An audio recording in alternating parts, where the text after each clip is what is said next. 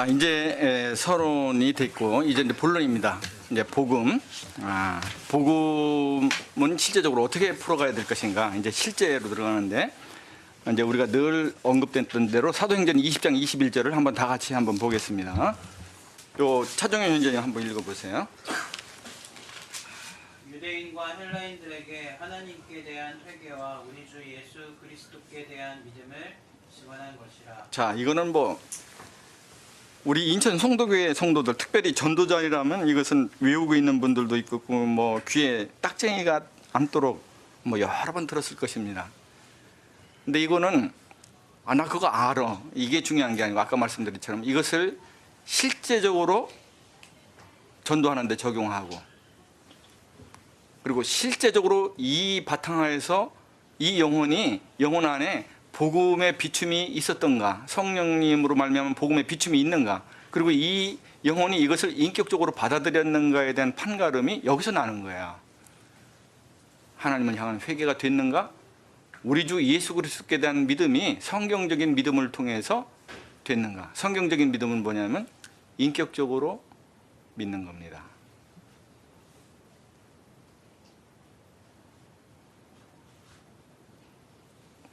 자, 그래서 이제 먼저 하나님을 향한 회개 부분에 대해서 한번 보도록 하겠습니다.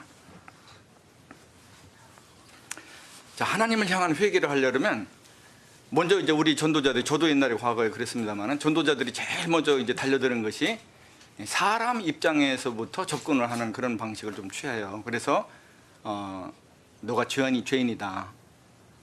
그래서 이 죄인인 증거를 쫙 대고 그가 손을 들고 나 죄인입니다라고 하는 쪽으로 그렇게 가요. 근데 저는 이게 이제 하나님을 향한 회개이기 때문에 좀 시각을 좀 바꿔봤어요. 여러분들이 좀 참고하시면 좋겠어요. 뭐냐면 하나님의 시각을 볼 때, 하나님의 시각에서 볼 때 자연인, 다시 말하면 거듭나지 못한 일반 사람들, 보통 사람들은 어떠한 상태에 놓여 있나, 요것을 전도자가 구도자로 하여금 깨닫게 해주게 되면 자기의 현재 실존이 어떠한 상태에 놓여 있는가를 알게 되고 거기서부터 몸짓이 일어나게 된다는 거죠. 사람에게 입장을 맞춰가지고 네가 죄인이다라고 하는 쪽보다는 하나님이 중심에 계셔서 하나님 앞에 네가 이러한 상태다라고 하는 것을 깨닫게 해주는 것이 훨씬 하나님을 향한 회개와 하나님께로 돌아옴에 도움이 되겠다 하는 거예요. 자, 보세요. 보통 자연인은 이 세 가지 것으로 되어 있습니다. 첫째 하나는 뭐냐면 하나님 시각으로 볼 때 하나님으로부터 잃어버려진 자예요. 그것이 누가복음 19장 10절에서 얘기하는 겁니다. 잃어버린 자. 인자에 온 것은 잃어버린 자를 찾아 구원하려 함이라. 원래는 하나님의 소유였다가 죄로 인해서, 그래서 하나님의 주되심을 걷어찼기 때문에, 하나님의 생명되심을 걷어찼기 때문에 하나님의 손으로부터 잃어버려진 자가 된 것이 당신의 지금 상태다라고 하는 그런 비춤을 주고 자기를 하나님의 시각에서 보도록 돕는 것이 참 좋다는 거예요. 왜냐면 하나님께로 돌아와야 되니까. 결국은 그 죄를 인정하게 만드는 것이 결국은 하나님께로 돌아오게 하기 위한 것이거든요. 그러니까 하나님의 시각으로 네가 어떤 상태에 있다 하는 것을 네가 깨닫게 도와주는 것이 전도자로서 굉장히 중요하다는 거예요. 두 번째는 뭐냐면 네가 가출한 탕자와 같은 그런 신세다 하는 거예요. 그게 누가복음 15장 13절이 얘기하는 거죠. 너는 지금 아버지가 너를 낳았는데 그 아버지로부터 아버지의 돌봄과 훈계, 양육, 그리고 아버지의 그 주권 이런 것이 싫다고 그래가지고 집을 뛰쳐나간 탕자가 바로 너다. 그걸 깨닫게 하는 거야. 그럼 어떻게 돼? 해결하려면 집으로 돌아가야죠. 아버지가 있는. 돌아가는데 초점이 주어져야 된다는 거죠. 우리는 여태까지 구속에 초점을 맞춰가지고 네가 죄인이라는 쪽에 역점을 많이 둔 거예요. 그러니까 이 영혼들이 하나님께 돌아가는 것이 잘 안 되는 그런 접근법일 수도 있다는 거죠. 접근법이다 안 그랬어요, 제가. 그런 접근법일 수도 있다는 거예요. 이제 이게 다 이렇게 도망가는데 나이가 들으니까 이렇게 안전판을 마련해 놓고 공격이 올 때는 언제든지 옆길로 이렇게 옆차선으로 가가지고 이렇게 하는 그 기술이 많이 이렇게 생기게 되는데 저는 절대로 그런 얘기를 한 적이 없습니다. 네. 네. 하나님께로 돌아오는 것이 근본이다 이 말이에요. 그것이 데살로니가전서 1장 9절에서 하는 말이에요. 하나님께 돌아와서 우상을 버리고 사시고 참되신 하나님을 섬기며 하나님의 약속을 붙들고 기다리는 자가 되었다. 소망의 사람이 되었다는 거죠. 자, 세 번째는 뭐냐면 누가복음 15장 24절에서 그 아버지가 그 아들, 집 나간 아들을 뭐라고 그러냐면 죽었다가 다시 살아난다. 그러니까 지금 하나님 앞에서 너는 죽은 자라는 거예요. 죽어 있는 자라는 거죠. 죽어 있는 자다. 이게 하나님 아버지가 당신을 보는 그런 하나님 아버지의 판단이다 하는 거야. 자, 하나님 아버지가 살아계시다는 것은 전례의 증거가 됐죠. 그 하나님이 생명이기 때문에 떠나서는 살 수가 없는 거예요. 근데 그 하나님이 당신을 지금 이와 같이 잃어버린 자로, 가출한 탕자로, 죽어 있는 자로 여기신다는 거예요. 자, 그러니까 지금 당신이 그 지금 자세가 어떤 자세냐 그러면 꼭 당신은 지금 로마서 2장 5절의 자세인데, 로마서 2장 5절을 한번 보겠습니다. 이승민 형제가 한번 읽어봐요. 다만 내 고집과 회개하지 아니한 마음에 따라 진노의 날 곧 하나님의 의로우신 심판이 나타나는 그날에 이마의 진노를 내게 쌓는도다. 당신이 지금 처해 있는 이 기막힌 웅덩이에서 내가 이게 꼼짝달싹 못하는 내 스스로의 힘으로는 어찌할 수 없는 이런 진퇴양난 가운데 빠져 있구나, 이런 것을 생각을 하고 회개하고 하나님께로 돌아오지 않으면 당신의 앞으로 남은 날의 모든 삶은 하나님의 살면 살수록, 당신이 열심을 내면 낼수록 하나님의 진노를 당신 위에 쌓고 있는 삶을 살고 있는 것입니다 라고 하는 그런 자기의 기막힌 상태를 깨닫도록 전도자가 안내하고 인도하는 게 필요하다는 겁니다. 거기서 벗어나려면 어떻게 돼요? 고집 버리고 회개해야 되는 거야.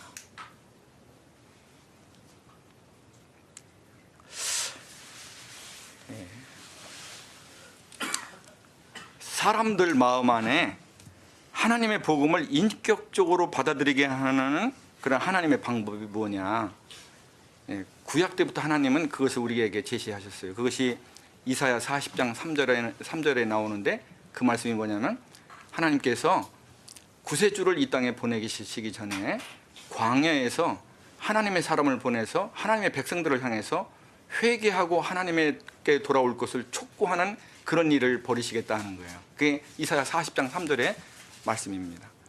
그리고 성령님은 사복음서에서 공관복음 3개와 이 특별한 목적을 가지고 쓰여진 이 요한복음에서 공히 바로 이 침례 요한의 이 역할에 있을 것에 대해서 다 기록하고 있어요.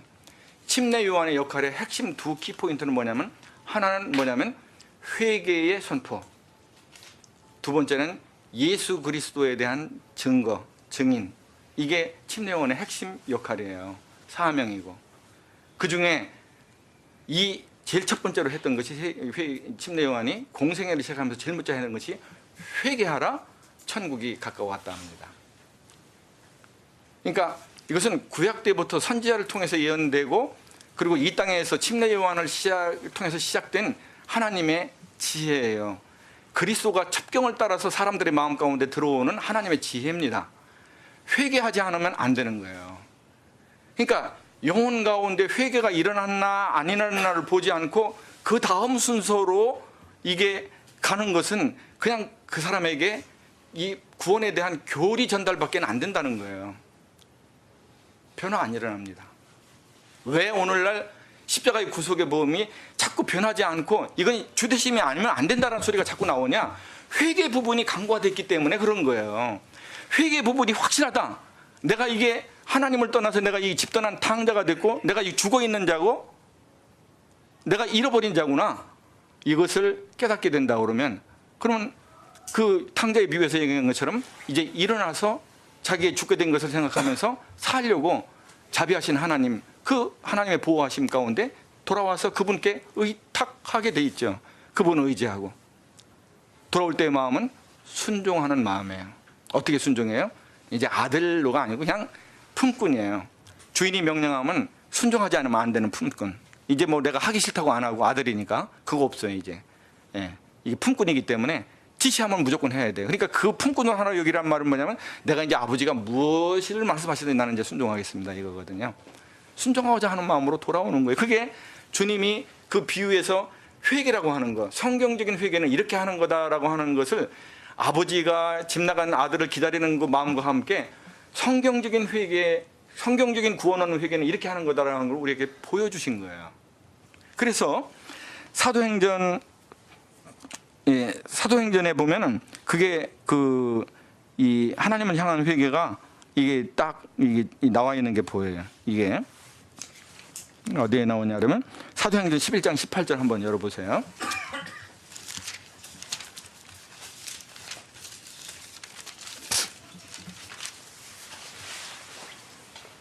유시원 형제 읽어보세요. 그들이 이 말을 듣고 잠잠하여 하나님께 영광을 돌려 이르되 그러면 하나님께서 이방인에게도 생명 얻는 회개를 주셨도다. 이게 이제 우리로 얘기하면 생명 얻는 믿음을 주셨도다 해야 되는데 회개와 믿음을 동의어로 작용하셨단 말이에요.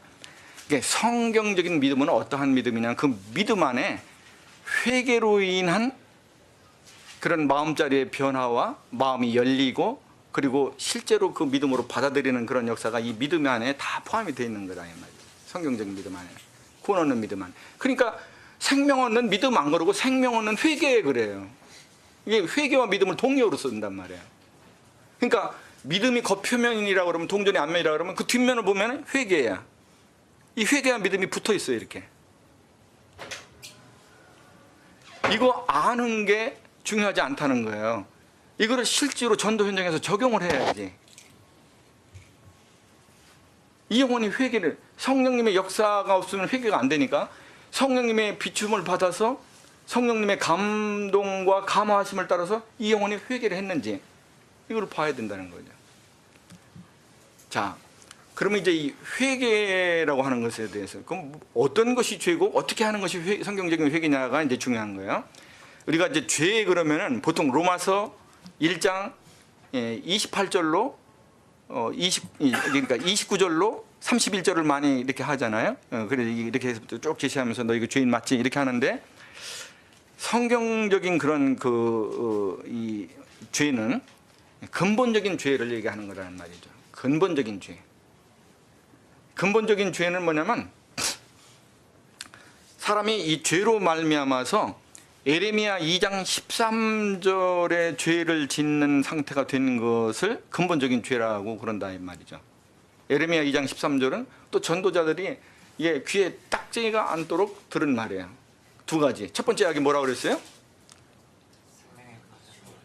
생수의라고 그랬어요. 생수, 이제 생수나 생명이나 같은 거죠. 생수의 근원되는 나를 버리는 것. 다시 말하면 하나님을 떠난 것.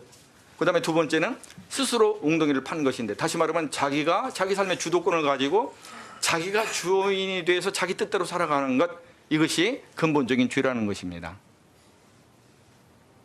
그러면 로마서 1장 29절로 31절은 뭐냐? 그 근본적인 죄의 열매들이라는 거예요.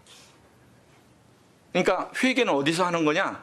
로마서 1장 29절로부터 31절에서 회개하는 게 아니고 에레미야 2장 13절에서 회개하는 거예요. 아, 내가 여태까지 하나님을 떠나서 내 뜻대로 내가 하고 싶은 대로 내 욕심대로 살았구나. 이것이 근본적으로 이 죄의 뿌리고 여기서부터 모든 추악한 그런 열매들이, 죄의 열매들이 맺혔구나 하는 것을 깨닫고 하나님께 돌아오는 거야. 이제 돌아올 때는 뭐냐면 이제 내 뜻대로 내가 주인이 돼서 하는 거 다 이게 잘못된 것을 내려놓고 이제 하나님은 나의 주인이십니다 라고 마음으로 승복하고 주님의 뜻대로 순종하고자 하는 그런 마음으로 하나님께 돌아오는 거죠. 그것을 성경적인 구원하는 회개라고 그래요. 그러니까 복음은 뭐냐? 회개하고 믿는 거야. 자, 그런데 순서에 대해서, 순서, 영혼이, 구도자가 먼저 회개를 하고 하나님의 은혜에 접촉이 될 수 있느냐?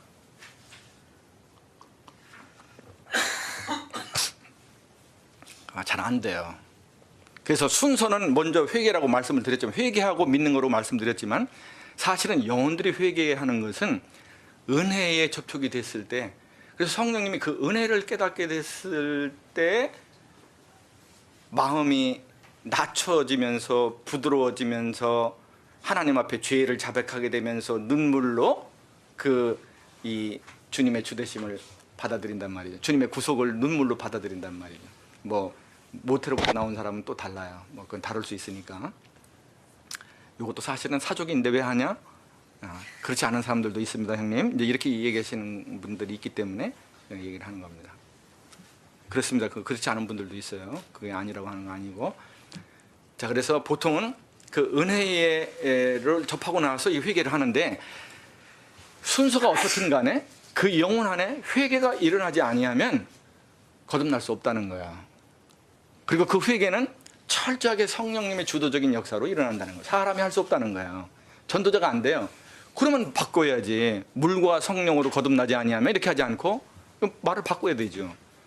전도자가 잘하면 구원 얻느니라 이렇게 바꿔야 되잖아요. 성경 그런 거 없어요. 고린도서 12장 3절에 성령으로 말미암지 않고는 그리스도를 주라 할 자가 없다. 그러니까 철저하게 구원은 성령님의 주권적인 은혜의 역사인 거야. 전도자가 이것을 잃어버리면 이제 실족하게 돼요. 전도자가 열심을 내면 낼수록 하나님의 은혜하고는 관계없는 자기의 바벨탑을 쌓는 우를 보면 그 우상숭배거든요. 우상숭배자거든요. 이게 참 두려운 거야. 그래서 영성을 깨끗한 영성을 가져야 됩니다. 굉장히 두려운 거기 때문에요. 자,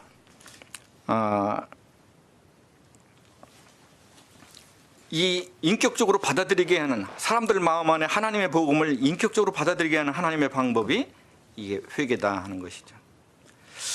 자, 그러면서 이 동시에 죄에 대한 것을 증거를 하면서 하나님의 심판을 얘기하든 하여튼 이걸 끼워넣는데 회개하지 않는 자에 대한 하나님의 심판에 대해서 이게 분명하게 이 구도자가 깨달을 수 있도록 이 성경적인 근거를 대는 것이 필요하다는 것이죠.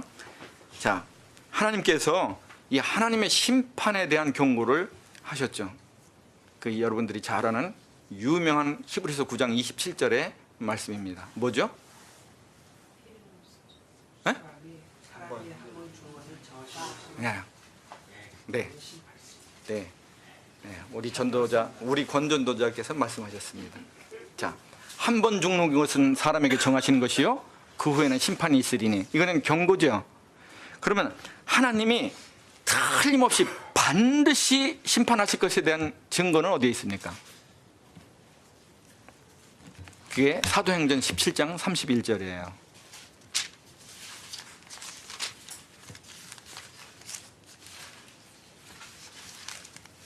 자, 이승민 형제. 그는 정하신 사람으로 하여금 천하를 공의로 심판한 날을 작성하시고 이에 그를 죽은 자 가운데 다시 살리신 것으로 모든 사람에게 믿을 만한 증거를 주셨습니다.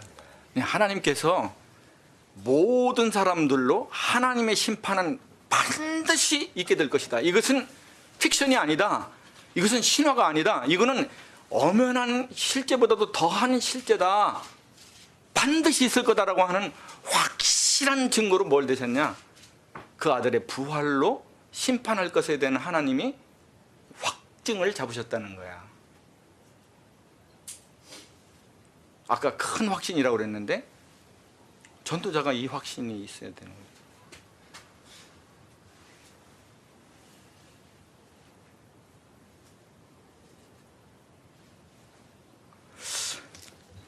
자, 이 하나님의 증거를 이렇게 하나님께서 이렇게 하시고 그리고 신뢰를 역사 속에서 보여주셨단 말이에요. 첫 번째 신뢰가 뭐죠? 노아 홍수예요. 노아 홍수. 물로 심판하셨습니다. 구약에 앞으로 있을 전 세계적인 전 지구적인 심판에 대해서 예표적으로 가장 분명하게 보여주신 사건 중에 하나가 이 노아 대홍수 심판입니다. 그리고 여기에 대한 모든 인생들의 반응은 누가복음 17장 26절로 27절에 나와 있어요. 그리고 그걸 구도자한테 보여주는 겁니다. 이러한 심판에 대한 경고에도 불구하고 그 당시 사람들이 어떠한 태도를 취했는가. 거기 보면 먹고 마시고 시집가고 장가가고 집 짓고 그랬다. 두 번째는 뭐예요?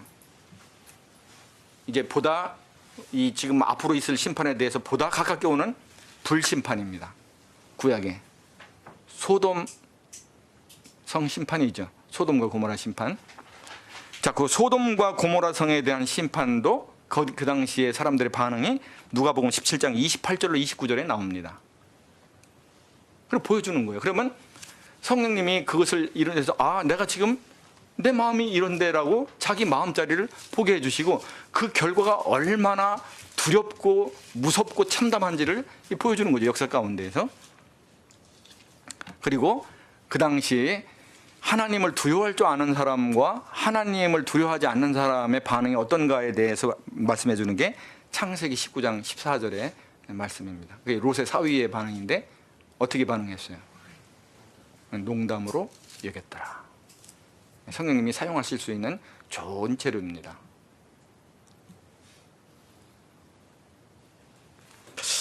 자, 이 노아 홍수도 그렇고 소돔성도 그렇고 너무 오래전 사건이라 이게 현실감이 좀 떨어진다. 그래서 우리가 제시할 수 있는 실제로 인류 역사에서 늘어나고 지금도 눈으로 볼 수 있는 그런 심판이 있어요. 그 심판이 뭡니까? 폼페이라고 들어보셨죠? 폼페이. 지금도 그 유적이 있어요. 이태리 가게 되면 지금 그 유적지의 관광 코스 중에 하나인데, 폼페이에 그 무슨 비우스라고 하는 화산, 제 이름도 잊어버렸어요. 요세비우스인지 뭔지는 모르겠지만 하여튼 그 비우스라고 하는 화산이 폭발되면서 그 화산재와 그 화산의 그 뜨거운 그 용암 그런 그 분쇄물들이 삽시간에 도시를 덮치면서 사람들이 피할 수 없는 그런 촌박간에 그냥 완전히 한 도시가 그냥 다 그냥 사망에 이르는 그런 사건들을 보게 된다는 거죠. 마지막에 있을 하나님의 불심판은 베드로 후서 3장에 자세하게 묘사가 되어 있는데 그 베드로 후서 3장에 그 7절로부터 13절까지의 그런 것을 구도자들에게 제시하고 마지막에 있을 그런 그 하나님의 심판은 폼페이의 심판과는 비교할 수 없는 전 지구적인 심판이다. 전 우주적인 심판. 왜냐하면 하늘과 땅도 떠나간다 그러니까. 그래서 제시해야 됩니다. 그래서 하나님의 심판은 반드시 있게 될 것인데 살아서 주님의 재림을 보는 사람은 베드로후서 3장 7절로 13절에 그런 심판을 맛보게 될 거예요. 살아서 믿지 않고 주님의 재림을 보는 사람은, 죽어서 주님의 재림을 맞는 사람은 요한계시록 20장 11절로부터 15절에 백보자 심판에 처해지게 된다는 거죠. 그건 주님 재림 시에 일어나는 일이 아닙니다. 이 세상 끝에 있는 일이에요. 백보자 심판은. 그리고 이제 신천 신지 새 예루살렘, 새 하늘과 새 땅, 새 예루살렘에 이제 들어가게 되는데, 그래서 살아있든지 죽어있든지 반드시 심판을 통과한다는 거예요. 그래서 이거는 성경적인 증거를 대고 우리 주님이 모든 인생들을 사랑하시기 때문에 요한복음 3장 16절 하나님이 우리들을 이처럼 사랑하사, 그 사랑하시는 주님이 우리로 하여금 사랑하는 우리가 그 죄악 가운데서 믿지 아니함으로 불심판 가운데 들어가지 않도록 얼마나 간절하게 인생들을 향해서 권고하고 계신지 마가복음 9장 41로부터 49절까지 네 눈이 범죄하거든 차라리 눈 없이 영생에 들어가는 것이 그것이 네게 훨씬 더 행복이다. 네게 복이다. 팔이 그러면, 다리가 그러면, 그것은 뭐냐면 잘라버리라고 하는데 초점이 있는 게 아니라 그만큼 천국에는, 지옥에는 와서는 안 되는 곳이다라고 하는 우리 주님의, 사랑하시는 우리 주님의 간절한 염원이 백인, 마음이 백인 하나님의 권고라는 거죠. 권고.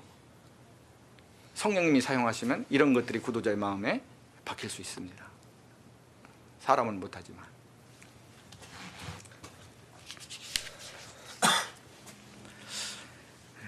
그래서 성경이 말씀하는 구원 얻는 회개는 근본적인 죄로부터의 회개고, 근본적인 죄라고 하는 것은 아까 얘기한 대로 하나님을 떠나서 내가 주인이 돼서 내 뜻대로 살아가는 삶으로부터 돌이켜서 이제는 하나님을 믿고 하나님을 의지하고자 하나님께 돌아오는 것을 우리가 구원 얻는 회개라고 그런다. 이 회개가 반드시 그 영혼 안에 있어야 된다는 거죠. 아까 말씀드릴 대로 그 순서는 먼저 은혜가 오고 나서 이렇게 하는 것이 보다 자연스럽다. 왜냐하면 구도자가 이 은혜에 접촉이 되기 전에 스스로 이런 회개를 하는 것은 거의 불가능에 가깝다 하는 거죠. 그래서 아까도 우상을 버리고 하나님께로 돌아와 이렇게 순서가 이렇게 됐지만 그것은 아니다. 하나님께 돌아와 이 은혜가 접촉되는 것이 먼저 있게 되면서 그리고 나서 우상을 버리고가 뒤따라온다 하는 말씀을 드렸습니다. 사도행전 2장 38절에 사도 베드로가 복음을 외칠 때에 회개하고 복음을 믿으라고 전합니다. 3장 19절에도 너희들이 회개하고 복음을 믿으라고 전해요. 마태복음 21장 32절을 한번 열어보겠습니다. 유시원 형제 한번 읽어봐요. 2절 21장 마태복음 21장 32절. 요한이 의도로 너에게 왔거늘 너희는 그를 믿지 아니하였을 때 세리와 청년은 믿었으며 너희는 이것을 보고도 끝내 뉘우쳐 믿지 아니하였으리라. 자, 믿음을 어떻게 가지라는 거예요? 뉘우쳐 믿는 거라고 얘기하시죠. 그냥 믿는 거라고 안 그러세요. 아이 그냥 믿어. 아니야. 뉘우쳐 믿는 거야. 성경의 믿음은. 그냥 믿으니까 문제가 생기는 거예요. 주대심도 안 되고 변화도 안 되고.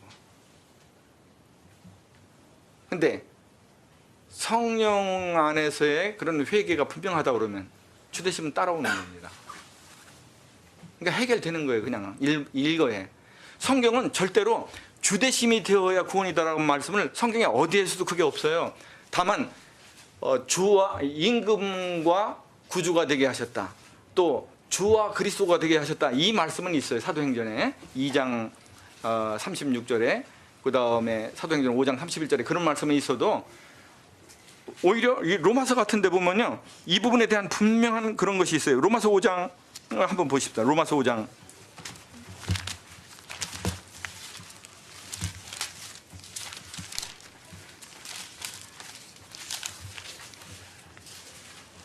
로마서 5장 9절 한번 보겠습니다. 유시원 형제 로마서 5장 9절. 그러면 이제 우리가 그의 피로 말미암아 의롭다 하심을 받았으니 더욱 그로 말미암아 진노하심에서 구원을 얻을 것입니다. 자, 의롭다 하심이 뭐죠? 칭의예요. 칭의. 구원에 있어서 우리가 입는 옷입니다. 구원의 결과로 칭의. 근데 칭의가 뭐로 온다고요? 예? 예, 피로 말미암아 오는 거예요. 그러면 로마서 4장 25절 읽어봐요.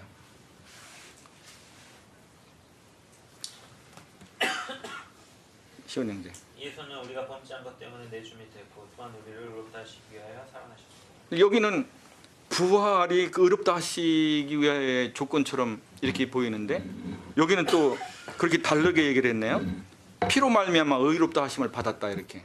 그럼 부활은 여기서 이 의롭다 하시기 위해 살아나셨나 이건 뭐냐면 그리스도의 피가 이룬 그런 결과인 의롭다 하심이 그리스도의 부활로 인해서 증거된 거예요.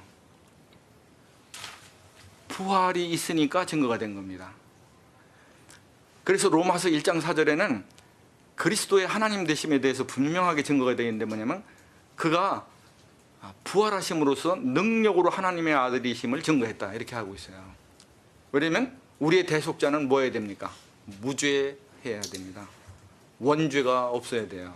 그러려면 어떻게 돼요? 하나님이심이 증명이 되지 않으면 안 된단 말이죠. 그 예수 그리스도가 사람이 아닌 하나님이심이 증거되는 가장 강력한 증거가 뭐냐면 부활입니다. 부활. 자, 이 역사 이래로 이 성경이 있어 온 이래로 선지자에 의해서나 우리 주님에 의해서나 사도들에 의해서 죽었던 사람이 살아난 적은 많이 있어요. 근데 죽은 사람이 자기 스스로 부활했다. 들어봤어요?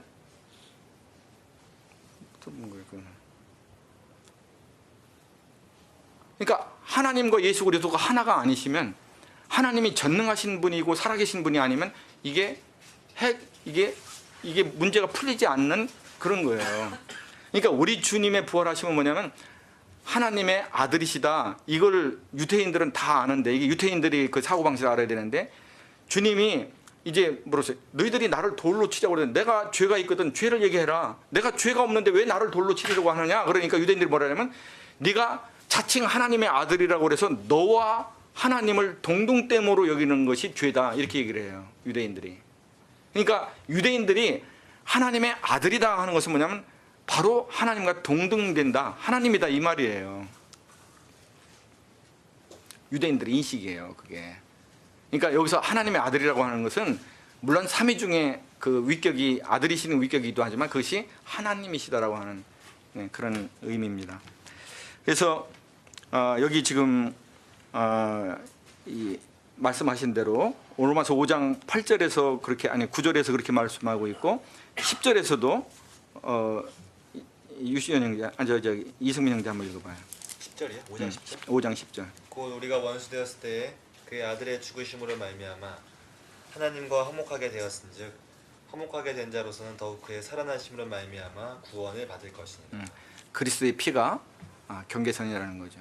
그래서 그리스도의 피 안에 숨은 자들에게는 하나님과의 화목이 선물로 주어졌고, 하나님과 화목된 자는 다 그리스도로 말미암은 구원 안에, 하나님의 약속 안에 참여한 자가 되었다는 것입니다. 다만 부활은 뭐냐? 그것에 대한 확증이다 하는 거예요. 그래서 이제 우리가 보통 복음을 전할 때 여기 이제 개구로 하나 끼어드는데, 이 그리스도의 부활에 대해서 잘 증거를 할 시간도 없고, 그때쯤 되면 구도자는 이미 이제 그렇게 상태에 있고, 그래서 이 부분을 잘 증거 못하는 경우가 상당히 비일비재하고 현실적으로 그렇습니다. 근데 사실 고린도전서 5장에서 말씀하시는 것과 같이 이 그리스도의 하나님 되심에 대해서 또 부활에 대해서 이것이 증거가 안 되면은 굉장히 어려움이 와요. 먼저 하나 봅시다. 이 좀 믿지 않 이 전도 중에 한 사람들이 그리스도의 주되심 그러는데, 이 주되심이라고 하는 것은 뭐냐면, 이 반대로 거꾸로 얘기하면 그리스도의 주되심에 자기 인생을 걸고 그리스도의 주되심에 자기를 드린다는 얘기거든요. 주는 그런 의미예요. 왜냐면 주에 대척되는 말은 종이거든요, 종. 그럼 주님의 주되심, 그리스도가 주되신다라고 하는 말은 내 모든 소유권과 내 통치권이 당신에게 넘어갔습니다라고 하는 그런 얘기거든요. 근데 그리스도가 하나님이 아니신데 그분에게 자기의 소유권과 통치권을 다 내줄 사람이 있느냐? 저는 그게 좀 의심스러워요. 그러니까 그리스도의 이 하나님 되심은, 이 부활과 살아계심은, 부활과 이 하나님의 아들이자 하나님이심은 이게 그리스도의 주재권에서도 굉장히 중요하다는 거예요. 이게. 자, 그래서 이 구원은 회개가 이제 사도행전 11장 18절에 나오고, 데살로니가전서 1장 9절에도 보면 하나님께 돌아와, 그래서 이 회개에 대한 것을 얘기하고 있는 것을 보게 되고, 누가복음 15장 20절에는 그가 아버지께로 실제로 돌아오는 것을 통해서 이 회개가 어떤 건가를 우리에게 보여주고 있는 것을 보게 됩니다. 자, 그래서 이 구원 얻는 회개는 일생을 통해서 한 번 있게 된다는 거죠. 한 번. 이제 구원 얻는 회개는 일생을 통해서 한 번 있는 거예요, 우리가 다 아는 것처럼. 근데 여기에도 많은 혼동이 있게 돼요. 여기 지금 이게 굉장히 이제 중요한 그런 문제고, 그러나 이제 자백, 이것이 이제 양극단인데 계속해서 회개를 하지 않으면 안 된다. 그럼 구원을 잃어버린다. 또 하나는 뭐냐면 회개할 필요가 없다. 한 번 구원을 받았으면 우리는 영원한 속죄를 받은 것이기 때문에 회개할 필요가 전혀 없다. 이게 전부 다 이 양극단으로 이게 간 거예요. 이거는 뭐예요? 이 자백의 필요성에 대해서 이거를 간과하고 있는 거다, 이 말이죠. 다시 말하면 구원 얻을 이후에 하나님과의 사이에서 지은 죄는 하나님과의 뭐를 끊는 거예요? 관계를 끊는 게 아니라 교제를 끊는 거단 말이에요. 교제. 관계가 끊어지는 게 아니라 교제를 끊어지는 거기 때문에 하나님 앞에 이것을 실토하고 회개해서 다시 굴복하지 않으면 교제가 회복이 안 되는 거예요. 다 이 심령이 다 막히는 거예요. 맹인이 되고 귀머거리가 되고 그리고 안진뱅이가 되고 안 되는 거죠. 그래서 교제를 회복하기 위해서는 반드시 자백이라고 하는 그런 단계를 평생 동안 이걸 하지 않으면 안 되는 거란 말이에요. 이것에 이렇게 단순한 것 같아도 이게 그렇지 않다는 거예요. 아까 이 예수 그리스도는 하나님이시다고 하는 것도 주제것만 얘기했는데 거기에서 얼마나 많은 이단이 일어납니까? 신천지? 이만희가 성령님이에요. 하나님의 교회? 그건 교주가 죽었어요. 근데 그 마누라가 살아서 자기가 어머니 하나님인 거예요. 어머니 하나님. 근데 제가 그거 봤어요. 우리 분당에 그 본부가 있거든요. 건물이 어마어마해요. 그리고 그 하나가 완전히 하나님의 교회 타운이에요. 그 다음에 저 백현동이라고 하는 데 가면은 교파교회에서 건물을 어마어마하게 전화하는데 부도가 났어요. 그게 20억인가에 나왔는데 하나님의 교회가 그걸 샀습니다. 세계 선교센터로 그걸 그 정도로 살 정도로 사람들이 미혹돼서 간다는 거예요. 이게 간단한 것 같죠? 예수 그리스도는 하나님이시다. 근데 여기서부터 이거를 깨닫지 못하면 얼마나 이단 가운데로 노출이 되는가 한번 보세요. 이게 우리들이 아는 거야. 나 다 알아. 그거 아니야. 굉장히 중요한 거예요. 자기를 이단에서 지키기 위해서도 예수 그리스도가 하나님이시다. 이거를 확실하게 믿을 수 있어야 됩니다. 제가 지금 복음에 있어서 이 회개의 중요성에 대해서 아주 말씀을 드렸습니다. 근데 이제 이게 실제적으로 어떻게 나타나는가 한번 보겠습니다. 이게 실명을 거론해도 돼요. 그 학생이 이제 거기서 벗어났기 때문에 침례 상담을 하는데 간증문에다가 이렇게 썼어요. 자기가 전라도에 있는 어느 교회 캠프를 갔는데 캠프에서 두 여학생이 얘기하는 걸 들어봤다는 거예요. 한 여학생이 이렇게 얘기를 했어요. 뭐냐면 나는 주님께서 나 같은 자를 사랑하신다는 것이 너무나 감사해. 너무나 기뻐. 그리고 또 한 여학생이 돼요. 나는 하나님이 나와 함께 계시다고 하는 것이 너무나 감사해. 나는 어떤 것이 와도 두렵지 않아. 그렇게 두 학생이 얘기했다는 거예요. 이게 성진이가 직접 쓴 거예요. 거기다가. 근데 그 얘기를 듣는데 성진이가 뭐냐면 이게 뭐지? 내 마음에는 저런 게 전혀 없는데 쟤들은 나하고 다르다. 이걸 느꼈다는 거야. 그리고 이거 나는 구원을 못 받은 거구나. 이 생각이 비로소 났다는 거예요. 왜냐하면 교리적으로 이 접촉이 된 거예요. 그러니까 우리 인격적으로 믿는다고 하는 것은 뭐냐면 우리의 마음 구조가 하나님의 인격을 따라서 지음받았다고 하는 건 뭐냐면 하나님의 인격대로 지정의가 있다는 거거든요. 교리에 대한 수용과 동의는 이 지혜 상태에 온 겁니다. 근데 거기서 마음이 감화를 받아야 돼요. 모태가 아닌 사람, 제가 모태 성도라고 안 그랬어요. 모태가 아닌 사람, 이 모태가 아닌 사람들은 이게 와요. 되게 자기에 처해진 그런 상황이고 하나님의 그리스도의 십자가의 사랑에 하나님의 그 마음이 전해지게 되면 대부분 눈물이 흐릅니다. 그리고 눈물이 흘린 사람들은 믿음이 비교적 온전하게 들어가는 걸 볼 수가 있어요. 근데 모태가 아닌데도 불구하고 복음을 전했는데 그냥 아주 말끔하다. 조금 고개가 갸웃거리는, 반드시 그런 건 아니에요. 고개가 좀 갸웃거려지는 거야. 근데 이것이 정상적인 기도라면 요 지혜의 과정을 거쳐서 이 마음 가운데에서 자기가 하나님을 떠나서 그만큼 하나님의 가슴에 대못을 치고 하나님의 이름에 먹칠을 하는 그런 자기 자신을 보면서 거기에서 아프고 죄송한 마음을 갖게 되거든요. 그게 탕자의 마음 아닙니까? 아버지, 나는 이제 하늘과 아버지에 대해서 더 이상 이제 그 죄인이라서 아버지의 아들이라고 불리는 걸 내가 감당할 수가 없습니다. 이건 뭐냐면 마음에서 아파한다는 거거든요. 자기가 집 나간 죄에 대해서. 그래서 이게 아픔이 있고 또 아버지의 그럼에도 불구한 그런 용납을 넘어선 의로 덧입히고 자기 자신을 하나님의 아들로 삼으시는 그 아버지에 대한 그냥 그 놀라운 감사가 있게 되는 거거든요. 진정한 감사. 그래서 그 사람이 참으로 복음의 비춤을 받아 구원을 받았다 그러면 그 사람이 앞으로 남은 삶은 감사하는 거예요. 그래서 우리가 예배 드릴 때도 감사드리겠습니다 그러잖아요. 그리고 성경에서도 고린도전서에 보면은 감사를 넘치게 하라 그러잖아요. 응? 감사가 넘쳤다. 감사 하나님. 뭐 이러면서 감사가 그 복음으로만 해서 이렇게 오는 거죠. 그게 말하면 우리 마음 가운데 이 감정에 이게까지 오는 거예요. 이 복음이. 그 다음에 의지 부분에서는 어떻게 해요? 내가 이제 앞으로 주님을 위해서 살아야지. 내가 앞으로 이제 주님을 기쁘시게 하는 삶을 살아야지. 내가 이제 앞으로 주님의 말씀이 인도하시는 대로 순종하면서 살아야지.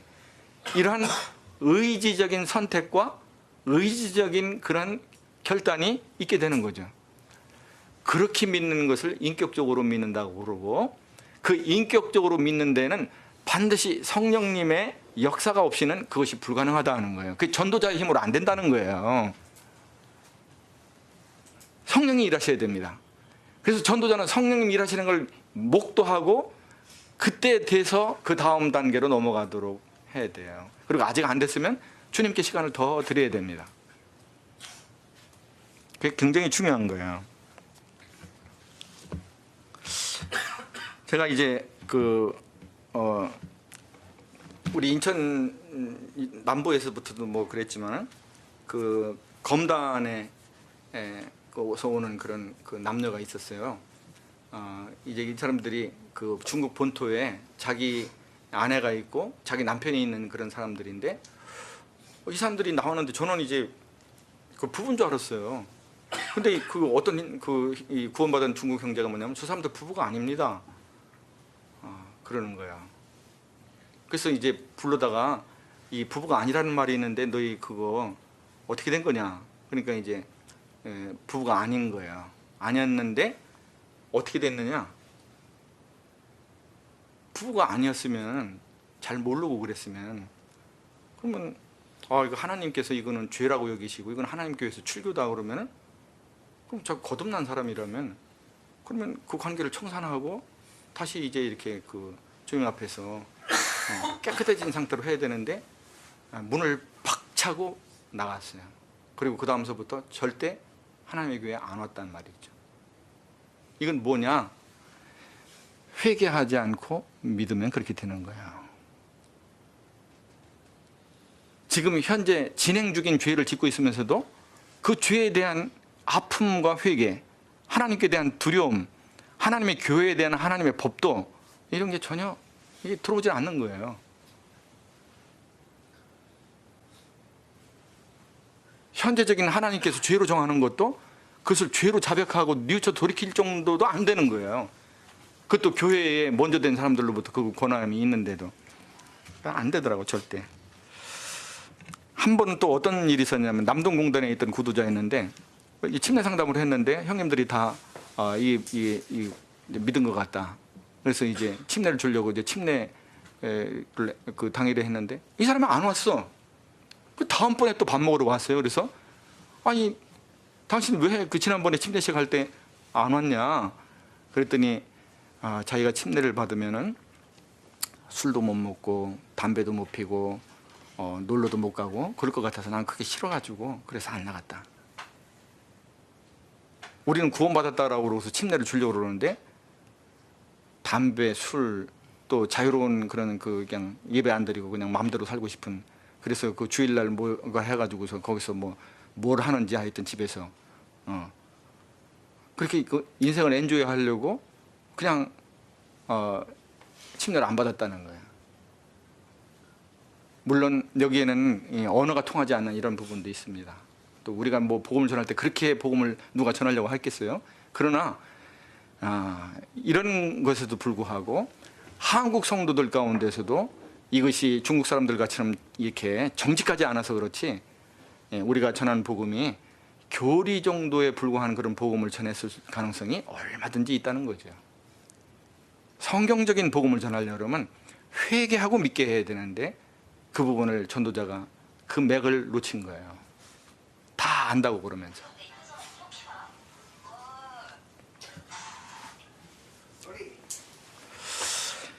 자, 우리 주 예수 그리스도에 대한 믿음인데, 우리 주 예수 그리스도에 대한 믿음은 아까 얘기한 대로 예수 그리스도를 구속주로 발견하고 예수 그리스도의 십자가의 공로를 의지하게 되면 유월절 때에 어린 양의 피로 문설주와 인방에 바르고 그 피에 숨은 그런 모든 사람들이, 피한 모든 사람들이 그 초태생이, 그것이 사람이건 짐승이건 다 생명을 얻은 것처럼 그리스도의 피 안에 숨은 사람들은 다 그 죄의 구속을 받고 용서를 받고 그리고 의롭다 하심을 입었다라고 하는 것이 성경의 증거다 하는 것이죠.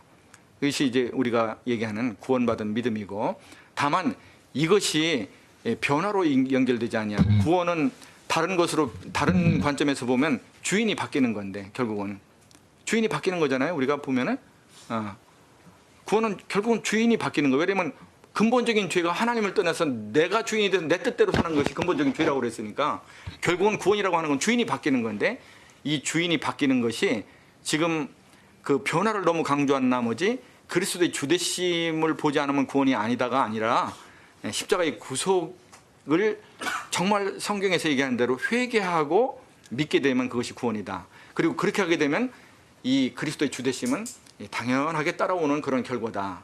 이렇게 복음이 정리가 되어야 된다는 것이에요. 이 죄를 용서하시는 이 하나님의 방법에 대해서 우리가 이제 그 여러 번 언급이 됐지만, 레위기 17장 11절에 죄를 용서하는 하나님의 법이 나오죠. 피, 그게 생명이고 피를 흘려야 죄를 속한다 하는 이 하나님의 죄를 용서하는 법도가 레위기 17장 11절에 딱 명시돼서 나옵니다. 그리고 그것이 신약에서 히브리서 9장 22절에서 피 흘림이 없은즉 사함이 없느니라. 피 흘림이 없은즉 사함이 없느니라. 이렇게 그 명확하게 나오잖아요. 그것이 레위기 17장 11절과 딱 연결되는 그런 맥이다 이 말이죠. 그리고 히브리서 9장 12절에서 그 유명한 염소와 송아지의 피로 아니하고 오직 자기 피로 영원한 속죄를 이루사 단번에 성소 하나님의 나라에 들어가셨느니라. 이렇게 우리가 이게 정리돼서 이렇게 죄를 용서하는 그 주님의 법에 대해서 얘기할 수 있고, 주님께서 스스로 이 부분에 대해서 얘기를 하셨습니다. 뭐냐면 마태복음 26장 28절에서 주님이 십자가에서 흘리실 피를 의미하면서 주님이 말씀하시기를, 이것은 많은 사람의 죄를 위하여 흘린 바 나의 피 곧 언약의 피다. 그래서 주님께서 십자가에서 흘리실 피가 많은 사람의 죄를 용서하기 위한 피인 것을 분명하게 하시고, 그 피로 말미암아서 모든 사람이 죄 용서를 받고 의롭다함을 얻을 것이가에 대한 언약의 증거가 뭐냐 그러면 이 피다 하는 거예요. 언약의 피다. 자, 그렇게 말씀할 수 있습니다. 요한복음 6장 54절을 보겠습니다. 다 이제 거의 막바지 다 왔어요. 요한복음 6장 54절. 차종현 형제. 내 살을 먹고 내 피를 마시는 자는 영생을 가졌고 마지막 날에 내가 그를 다시 살리리니. 자, 이 내 살을 먹고 내 피를 마시는 자는 영생을 가졌고라고 하는 건 뭐냐면, 십자가의 피의 구속을 믿음으로 받아들인 거, 회개하고 믿음으로 받아들인 사람은 다 어떻게 됐다는 거예요? 영생을 얻었다는 거죠. 근데 주님께서 그렇게 피의 구속을 믿고 믿음으로 받아들이는 사람 안에는 두 가지가 있을 것이라는 거예요. 그것이 뭐냐면 그 바로 밑에 56절에 나오는데, 이렇게 십자가의 구속을 믿고 구원을 얻은 자는 내 안에 거하게 되고 주님도 그의 안에 거하게 된다는 건 뭐냐면, 그렇게 십자가의 구속을 성령 안에서 회개하고 믿음으로 받아들인 사람은 그리스도와 연합이 자연스럽게 따라오게 된다는 거예요.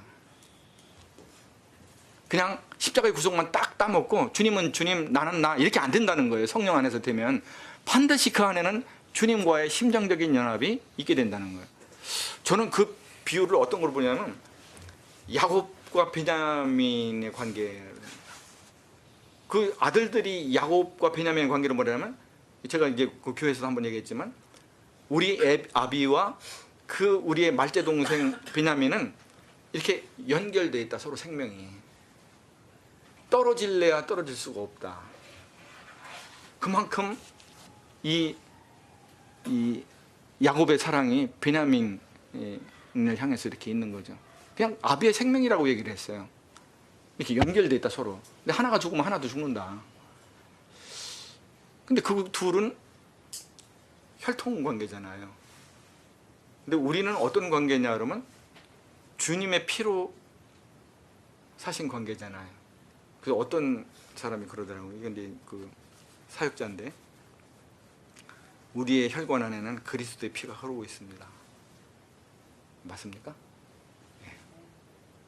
그리스도의 피가 흐르는 거예요. 우리 혈관 안에. 근데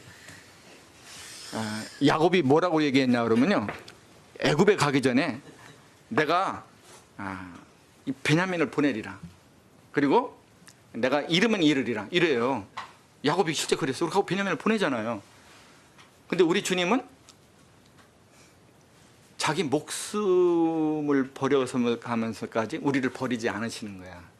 그러면 그 아들을 나중에는 그냥 손에서 놔버리고 체념하고 내가 이름은 이르리라 하고서 이렇게 보내는 그 야곱과 이 베냐민의 관계와 우리 주님이 목숨 바쳐서 우리를 사랑하셔서 우리를 위해서 내주신 그 주님의 그 사랑의 피가 흐르는 우리 관계가 어떤 관계가 더 진하고 이게 생명과 생명으로 연결되어 있어야 될까요?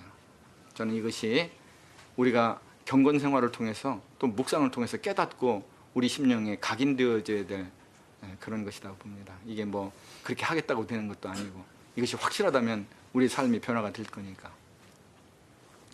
그래서 그렇게 주님의 구속을 믿은 사람은 주님의 영과의 연합이 따르고 그 다음엔 또 뭐가 온다는 거예요. 57절에 보니까 시온 형제 한번 읽어봐요. 살아계신 아버지께서 나를 보내심에 내가 아버지로 말미암아 사는 것 같이 나를 먹는 그 사람도 나로 말미암아 살리라. 다시 말하면 그 십자가의 구속을 회개하고 믿는 그 믿음 안에는 주님 때문에 사는, 주님으로 인해 사는 그런 것들이 따라온다는 거예요. 그러니까 이 십자가의 구속을 회개하고 믿고 성령 안에서 믿었는가는 그가 주님과 심정적으로 연합이 됐는지 그 사랑 안에서, 그리고 그가 이제부터는 주님 때문에 살아가는 사람으로 변했는지를 딱 보면 이것이 성령 안에서 이 십자가의 구속을 깨달았는지, 안 그러면 지식 수준에서 머무르는지 딱 나온다는 거예요, 답이. 제가 지금 여태까지 하는 것은 전도자가 전도할 때 이 맥을 분명히 봐야 된다고 하는 그런 면도 있지만은 침례 상담할 때, 전도할 때 이 영혼에게 빛이 비쳤는가 안 비쳤는가를 깨닫는 중요 포인트다 하는 거예요. 그리고 실제로 우리가 침례 상담할 때는 이걸 봅니다.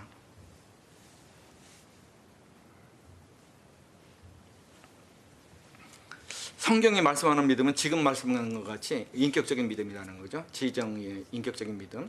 이것이 성령으로 말미암아서 믿는 믿음이에요. 두 번째는 성경이 말씀하는 믿음은 의탁하는 믿음이에요.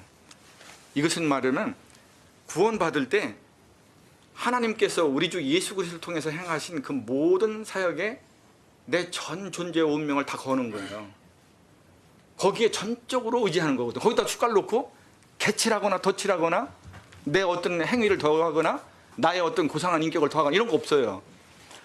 온전히 온리 하나님이 행하신 일에만 전적으로 의지하는 거예요, 구원이. 근데 우리의 성화가 어떠냐? 우리의 성화가 또 그렇다는 거예요. 내 성화를 위해서 내 자유의지는 비록 하나님의 뜻을 선택하고 거기에 순종을 하지만은, 그러나 그 길을 따라가는 데는 우리 주님의 주재권과 그분의 인도를 전적으로 의지하면서 우리는 성장하게 있다는 거예요. 그러니까 성화되는 믿음도 전적으로 의탁하는, 의지하는 믿음이에요. 그러니까 성경이 얘기하는 믿음은 의탁하는 믿음이에요. 의탁, 의지하는 믿음. 이것이 성령께서 우리 안에 믿음을 갖게 하시는 한 이 면이다, 진면목이다. 이렇게 보시면 틀림이 없을 것 같습니다. 자, 이제 다 왔는데, 이 예수 그리스도는 하나님이시다라고 하는 것을 이제 우리가 꼭 이걸 하셔야 되는 것이 세 가지 이유가 있기 때문이다.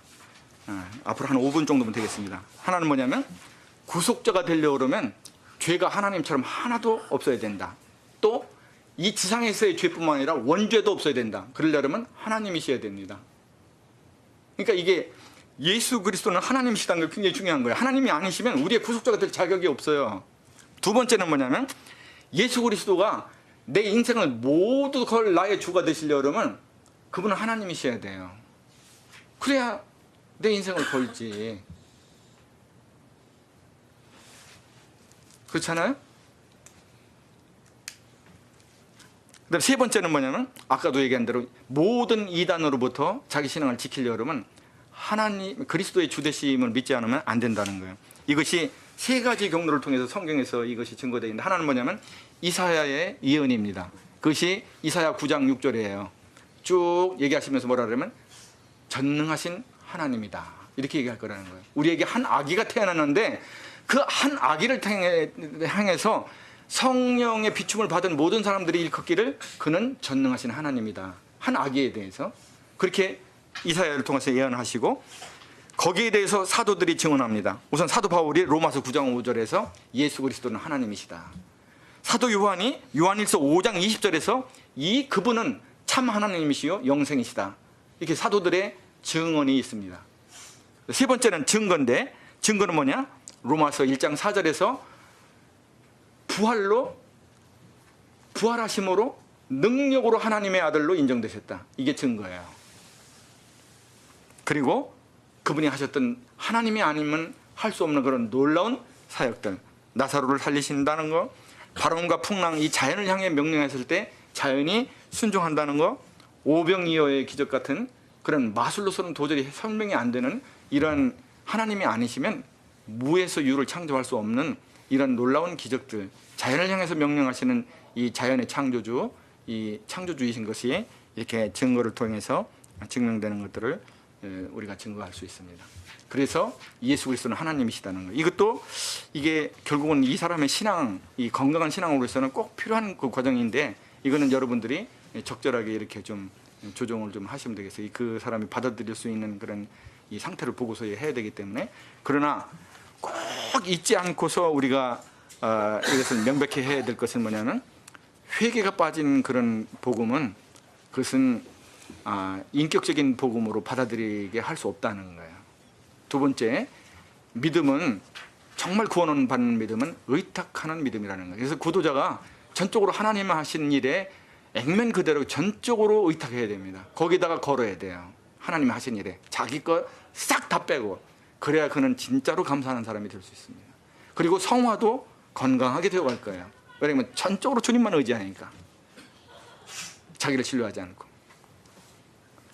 그래서 여기서 이제 누락되거나 이런 것들은, 여기서 이제 뭐냐면 일일이 말씀을 증거하고 이렇게 대면서 하는 거는 지난번에 안선욱 형제님이 전도 세미나에서 다 했습니다. 수많은 말씀이 거기서 거론이 됐고, 저희가 여기서 드리는 말씀은 이것을 적절하게 영혼들에게 적용할 때 우리가 반드시 알고 캐치하지 않으면 안 되는, 체크하지 않으면 안 되는 이 맥에 대해서, 전도의 맥에 대해서 말씀을 드리고, 또 하나는 뭐냐면 우리의 복음이, 성경적인 복음이 과연 어떠한 복음이어야 되는가, 이게 주되심 구원인지, 안 그러면 십자가의 구속을 깨달으면 구원인지, 이런 부분에 대해서도 우리뿐만 아니라 다음 세대의 교회를 위해서도 이것을 확실하게 해두는 것이 필요하기 때문에 교회적으로 이런 전도 세미나를 갖게 됐습니다.